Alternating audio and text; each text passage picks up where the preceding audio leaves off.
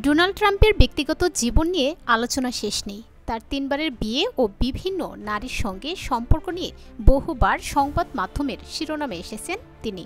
তবে অনেকেই জানেন না, প্রিন্সেস ডায়নার প্রতি তার এককালীন আগ্রহ নিয়েও বিতর্ক রয়েছে। 1997 সালে প্রকাশিত the art of the comeback বইয়ে তিনি লিখেন, লেডি ডায়না স্পন্সরকে কখনো আমি মন দিয়ে ভালোবাসার সুযোগই পেলাম না। আমি তাকে বেশ কয়েকবার দেখেছি। আমি লক্ষ্য করেছি তিনি কিভাবে মানুষকে আকৃষ্ট করতেন। তার উপস্থিতি পুরো ঘর উজ্জ্বল হয়ে উঠত।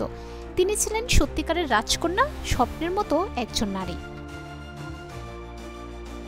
ডায়নার সঙ্গে ট্রাম্পের সম্পর্কের সম্ভাবনা নিয়ে বিভিন্ন খবর প্রকাশিত হয়েছে। বিশেষ করে 1996 সালে প্রিন্স চার্লসের সঙ্গে ডায়নার বিবাহ বিচ্ছেদের পর ট্রাম্প নাকি তাকে সর্বশেষ ট্রফি হিসেবে পাওয়ার চেষ্টা করেন।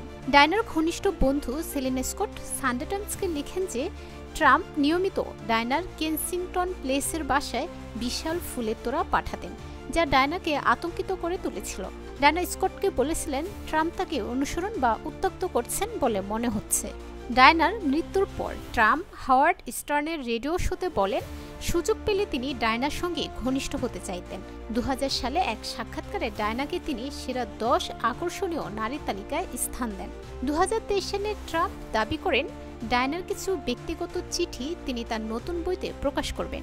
তিনি বলেন, অনেকেই তার প্রতি আকৃষ্ট ছিলেন। তার জবাবে ডায়নার ভাই আর্ল স্পেন্সার সামাজিক মাধ্যমে কড়া প্রতিক্রিয়া জানান। তিনি লিখেন, ডায়নার কাছে ট্রাম্পের ভাবমূর্তি ছিল ফাটা মলদারের থেকেও খারাপ। তবে এসব বিতর্ক সত্ত্বেও ট্রাম্প আবারও ব্রিটেন সফরের আমন্ত্রণ পেয়েছেন। সেপ্টেম্বর মাসে তিনি উইন্ডসর ক্যাসেলে রাষ্ট্রীয় সফরে অংশ নিতে পারেন বলে জানা গেছে।